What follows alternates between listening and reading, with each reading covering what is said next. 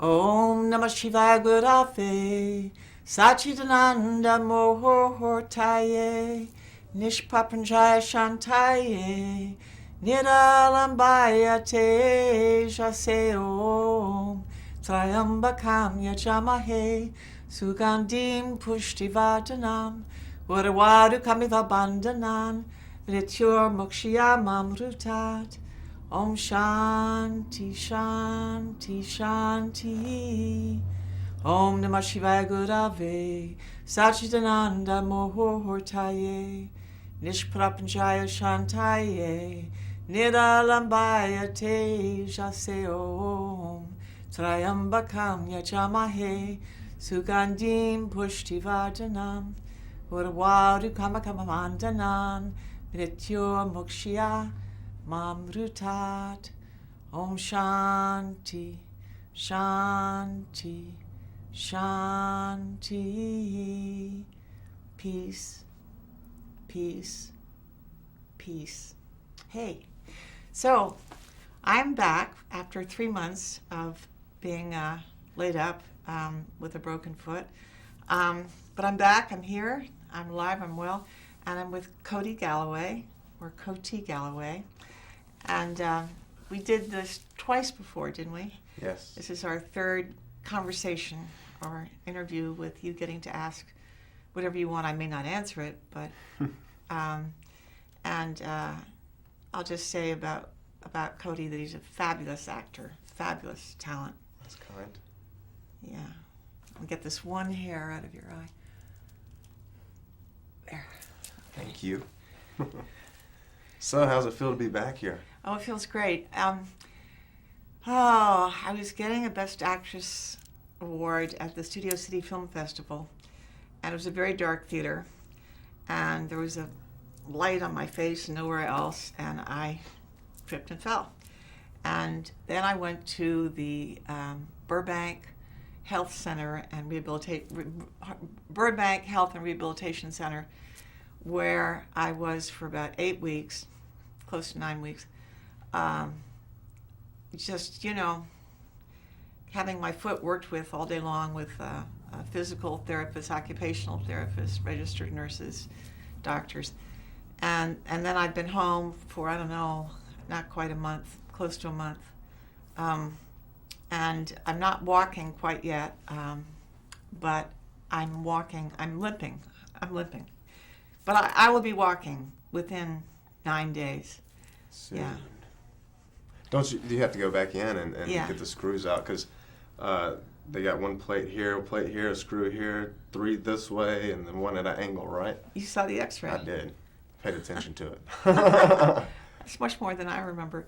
Yeah, the screws are going to come out May 9th. And for all of you out there who've ever had a break of a hand, an arm, a leg, a hip, my heart goes out to you. I have so much more compassion than I ever had before now that I've been through this lovely experience. Right.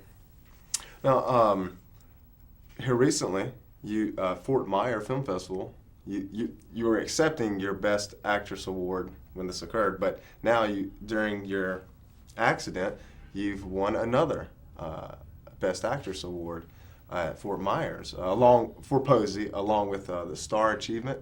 Billy? Billy DeMotta, the director of Posey, it's referred to as a featurette. It's longer than the average short, and it's shorter than a feature.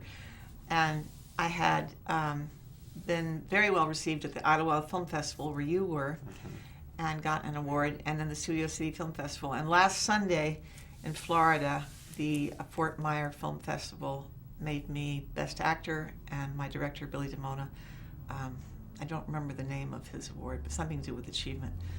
So that was really nice. It's the first time in my life that I've not been at an award ceremony that I won an award at. So that's the first in 50-something years of acting. Wow. Hey, and you're still winning. Yeah. Yeah. That's good. But it's up again for another festival. It got accepted to, actually it's been, 6? It's been accepted since? Recently, yeah. Recently? Posey, well, I should say, I think it's called the Life Fest Film Festival. And if you're curious about Posey and you want to go see, I You believe should. it's $10 a ticket. I'm not sure, but if you mention my name, it's $7.50. Go to 7201 Sunset Boulevard to Family Theater Productions on Saturday, May 11th at 3 o'clock. That's when it's screening at 3. Yeah, and then Colorado coming up, Long Island coming up, one other place I'm not thinking of, and then in the fall, Venice Film Festival, and one called Twain Heart, California, where they're making me the special star of the festival, and they're giving an award in my name to a young person, young actor. So it's going to be a interesting journey. I'm going to be flown to, it's maybe 200 miles from San Francisco. Wow. Yeah. Well, congratulations. Thank you. Look at you. Posey's on a run. You on a run with it. That's amazing. So earlier, I wanted to ask you just maybe some for the actors and actresses that are out there. You were talking about range, a color range that an actor has. Emotional range. Yeah, an emotional range. Could you explain that just a little bit more to someone that's fresh into it? Well, I think that a bad actor is a monotone actor, an actor who kind of, their voice sounds monotone, their animation, their movement is monotone, there aren't any colors. And so you know what they're going to do next because they've been doing it and doing it and doing it. And I always tell actors, the acting coach part of me, make sure you have a lot of emotional range. You can go from being very sweet and peaceful to being very excited and happy, to being furious and angry, to be crying and vulnerable and desperate, to being meditative and serene. And if you can do all of that in a 5-minute scene somehow, and maybe not as exaggerated as I did it, but if you can take a 5-minute monologue and cover all those different colors, then you have terrific emotional range. Now, I heard you today on the phone with Sprint, and you had, I'd say, at least 4 of those colors. You had the Southern charm, and you're very sweet. You had complete and total rage. I wasn't in the same room, so I didn't see the tears. And then when you ended the conversation, you were at peace. So it's interesting to see if an actor can do that. I have an exercise I do as a teacher called the 1 to 40. And 1 to 10 is, 1, 2, 3, 4. Very excited, happy. 1 through 10, 10 through 20. 11, 12, 13, 14, 15, etc. Mm-hmm. And then 20 to 30 is tears, which I'm not going to do right this second, but I could if you paid me enough. And then 30 to 40 is, serenity and love, unconditional love, and oneness with the audience. So anyway, I feel it's very important for actors to have emotional range and to be able to pick on those colors, pull those colors out when needed, but to never be boring. Now, since you've been coaching for a while now, 35 years. 35 years, the actors that come in, what are they mostly monotone, or are they sometimes that are spread out and they have just one range, and you just how do you? Oh, I don't know. It just varies between the actors. I can usually tell inside of 2 minutes if an actor is really going to have talent or not, just by their physical relaxation, whether they have a sense of humor, whether they have a sense of drama, whether they have a good voice and a voice that projects, and a voice, like I said, that has many different colors to it, like a good singer. Singers make good actors because they have all these different colors in their voice. And Lee Strasberg, when he was alive, would have myself, and I was in class with Al Pacino and Bobby De Niro and Dustin Hoffman and all of us. He'd have us all singing the lines, to make us aware that as you were doing the lines, you could have all these different colors that you didn't know you had, because in everyday life, maybe we stay more level. Whether the actors, your question had to do something about, do I know when they come in? Yes, it wasn't too specific, but I was just, how do an actor that is fresh really pinpoint their emotional range and how to do it? I guess with that 1 to 10 exercises. That's one exercise. Yeah, I like that because you can really work your muscle in that aspect. There was a time when I was coaching almost, I think, well, not the same exact year, but very close, in the late 80s. I think it was both Liza Minnelli and Barbra Streisand, and they both wanted to learn how to cry on cue. Liza was doing a trilogy on television, and she had me go through the whole script with her and find moments where she could do what's called emotional recall. And Barbra Streisand, too. She wanted to do work for her preparation for two things: Yentl, the movie she eventually directed, and Romeo and Juliet, where she played Juliet and I played the nurse at the Actors Studio by Shakespeare. And both women wanted to learn to cry on cue. So, and in actuality, I had them both work with their fathers to close their eyes and bring their father present. And in both cases, their fathers were dead, and to say things to them that they'd always wanted to, that they didn't get a chance to. And, just fully, go into the relationship with the father as an emotional recall, as recalling things when they were alive. And pretty soon the tears were coming, and then I would put Romeo and Juliet in front of Barbara, and I would become the nurse, and she would be Juliet, and the tears would be going down, and she'd be doing Shakespeare. And the same thing with Liza. I'd put the script in front of her, and she'd be thinking about Vincent Minnelli. And what she did in Vegas was she had a big screen with Vincent Minnelli on it, her father, and she sang to his face, and the tears came down her face as she was singing to him in her show. And one of the most exciting moments of my life was after that song, she said, "I just want to give a shout out to my acting coach in the audience, Sally Kirkland." And I looked around at thousands of people in Las Vegas, and I don't think I've ever been, in that big an audience, been acknowledged. It was fantastic. So I work with emotional recall. I work with personalization. When you have a script, you personalize the characters to be somebody that is very close for you, that has a lot of emotional range. So when you're talking about John Doe, you're really talking about your father, you're really talking about your girlfriend, you're really talking about your mother, whatever. You were in the early stages of Sandra Bullock's career. Yeah. Right? What was her range? But she was pretty natural, or did she work into it as well? No, she was what I would call a natural, quote, that she had a lot of animation in her voice. Her mother was a singer, I believe. German opera singer, I think. Wow. And she had a lot of animation in her voice, and she was very funny. She was naturally funny, and she had a self-depreciating humor about her. So I don't think she thought she was pretty, and she was gorgeous, of course, but I don't think she thought she was. And I had her work on a play called The Trip Back Down by Jim Bishop, and it was about the whole struggle of career versus relationship. And she was going through that in real life, and she worked on it, and all sorts of tears and emotions came out of her. And then I would have her do comedy improv and do theater games, and she could play all these wacky characters and be funny. And then I had her do Miranda in The Tempest by Shakespeare, and I don't think she'd ever done Shakespeare before. And so it was a wide variety of different things. And she was in a showcase doing The Trip Back Down, and a director saw her and put her in her first movie called Religion Incorporated. Wow. Okay. I think the name that it came out on DVD is something else. But and I also was the first acting coach Billy Paxton ever had. And I was doing Sam Shepard's Curse of the Starving class, and my son, Gene Davis, Brad Davis's brother, Brad Davis, brilliant actor, Gene Davis was going to open with me, and the LA Times did a huge spread, and it was going to come out the weekend that we opened. And suddenly Gene Davis got the flu, or got violently sick, and couldn't go on. So they came to me, the producer and the director, and they said, "We can either postpone this 2 or 3 weeks, but we won't get the LA Times spread in the papers, or you can go on with the prop man."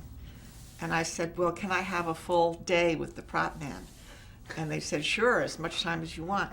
So I put Billy Paxton in that chair, and I'm in this chair, and I'm saying, "Okay, I'm your mother. Now I want you with numbers 1 through 40.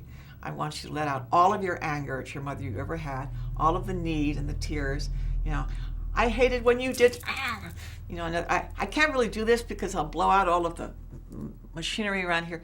But if I made you my father, I say, I hated when you drank and you would never hold me, you would never touch me, you would never kiss me. I hated it when you would be drunk." So, you just let out all this personal stuff. So I'm his mother, so all this stuff is coming out of him, and then the tears are coming, and then the forgiveness. rage, vulnerability, forgiveness, then love. And so we go through the whole thing, and then we do emotional recall, personalization. He'd pick up his script, I'd pick up my script. I'm his mother in the play, and we do the lines. And he would feel like he'd known me for years because we went through all this for hours and hours. And so let's see, who else would be intriguing to you? At the Lee Strasberg Theater Institute, where I taught for years, I taught Kathy Griffin, the comedian. And she came in thinking she was going to be a dramatic actress. And she was so naturally funny, and I kept saying, I think you're going to be a comedian. I mean, you can do the drama if you want, but I kept encouraging her to do more and more comedy, and she eventually went to the Groundlings and then her one-woman show, and the rest is history. She said in her biography that I used to tell De Niro, Pacino stories all the time, and she was fascinated to come to class to learn about all those guys. That's what her biography says. Anyway. Well, since you're on both ends of the spectrum, from the actor side of it, producer, and things such as that, the director-actor relationship plays a big part in the getting comfortable into that realm, that situation that they bring you. Mark Rydell, a director you've worked with, can you just... I tell you a funny thing about Mark Rydell. I had done the Sting with George Roy Hill directing. Actually, I got to do a funny one about that. Robert Redford, did I already tell you this on another show? About how I got the Sting? Yeah. You've told me. I did? Oh, well, okay, y'all. You had to have seen that show. But Robert Redford asked to have me in the movie. That's pretty fucking big. Great. That's big. And George Roy Hill thought he wanted a TNA from Las Vegas, because it was a burlesque dancer. But I got the part. Now you all have to rent the Sting, and in the first 15 minutes, he comes with champagne and roses to the backstage of the theater I'm dancing, and there I am doing the shimmy or whatnot. Anyway, Mark Rydell was directing James Caan and Marcia Mason in Senator of Liberty, and I was supposed to be a hooker with James Caan before he falls in love with Marcia Mason. And Mark Rydell gave me like $500 and sent me down to the docks in Seattle to pick up S&M equipment. And so I came back and I had all these whips and chains and, stuff around my neck and my arms and, strap you to the bed and the whole thing. And we did the scene and it was amazing, and the crew was applauding and screaming and yelling, and Mark was ecstatic, and it was so funny and it was so sexual. And then the studio cut it out of the film. So I'm still in the film, but that scene, that was the main reason I was hired, was cut, which happens every once in a while. And I think I told you on another show about working with Oliver Stone and JFK. Very intense experience. I would never trade for anything. I've been really lucky. Ron Howard, every actor should be so lucky to work with Ron Howard. He loves actors. He loves actors, yes. Well, write him a letter and tell him, And so Ed TV with Matthew McConaughey and Woody Harrelson and Marty Landau and Dennis Hopper and Ellen DeGeneres and Rob Reiner, and it was just a class act cast. And I got to be the mother of Matthew and Woody. And in that particular case, Ron Howard did a 45-minute audition with me. 45 minutes. He had a camera on me, and he would direct me, and then he'd stop and he'd change the direction. And he really wanted to know that I could take any direction he gave me. So that was like an amazing experience. I've been very lucky to have worked with all of these people.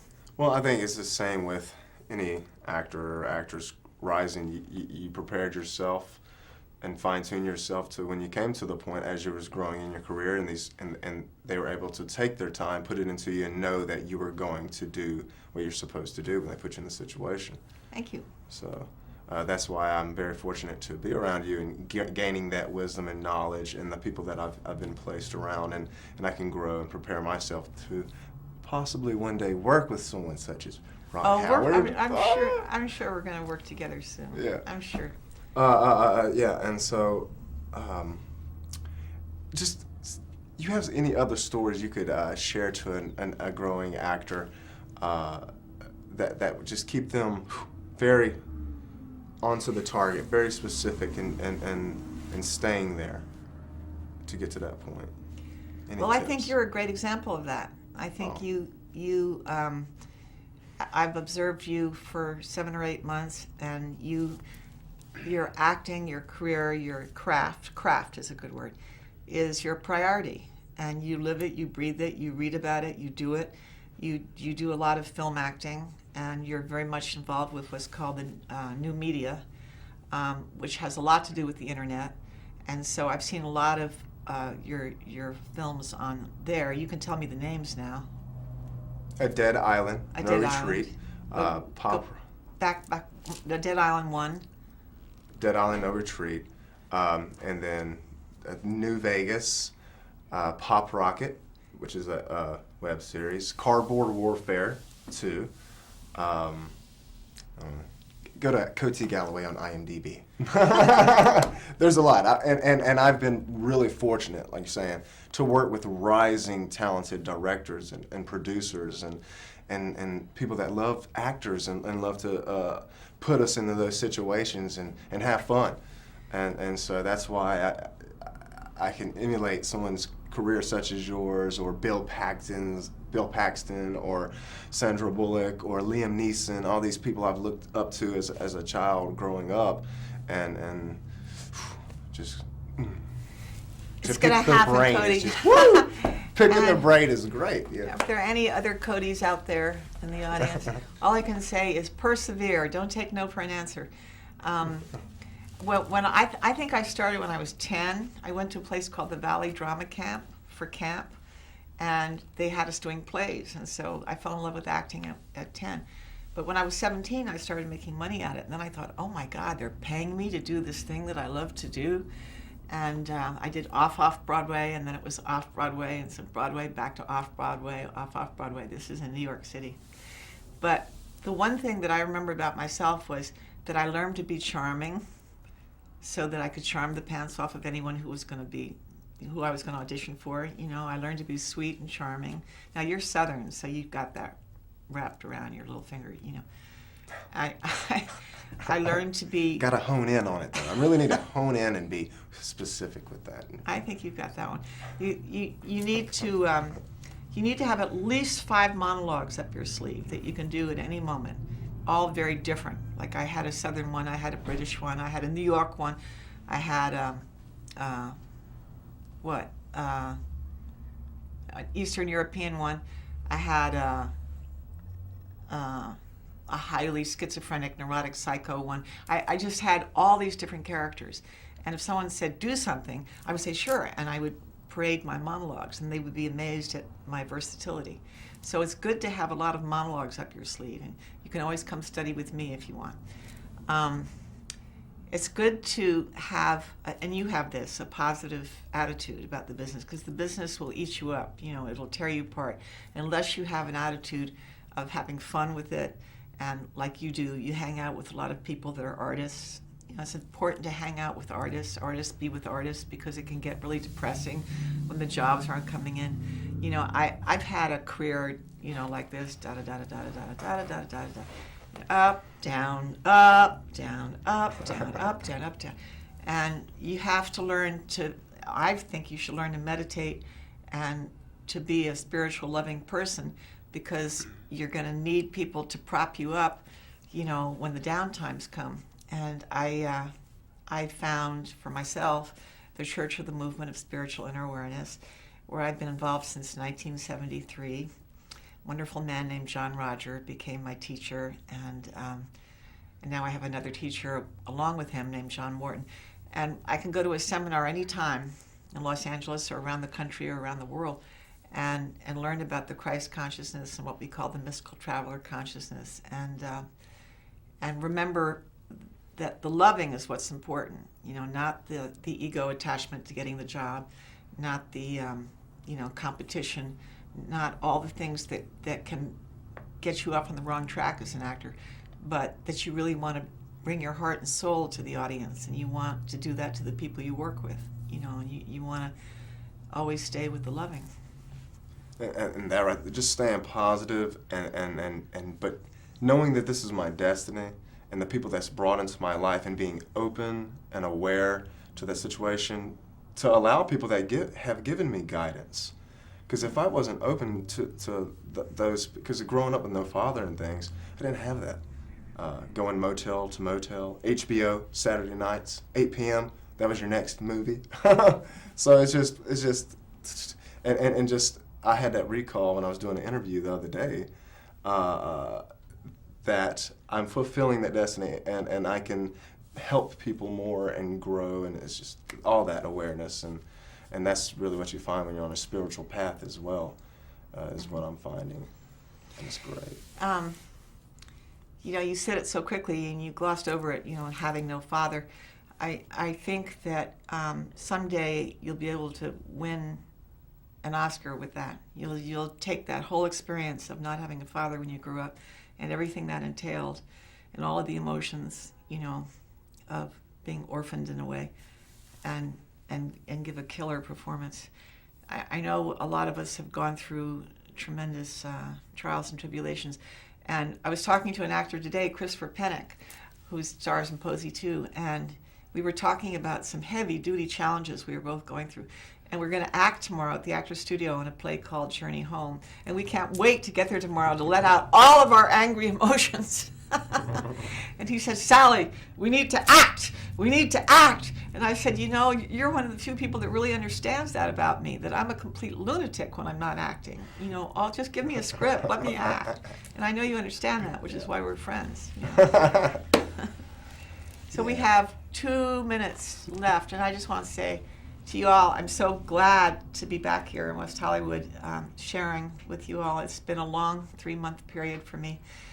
And Wednesday, sitting in the, what did I say it was? The Burbank Medicare Rehabilitation Center? Burbank Healthcare yeah. Rehabilitation Right. Center. Treated you really well, too. Yeah, they did. Steve They really Haas. did. A shout out to them. But I'm really glad to be back, and I'm really glad to be with you tonight. And you are the next gen, as they say. Not the gen below me, but the gen below. You're the next gen.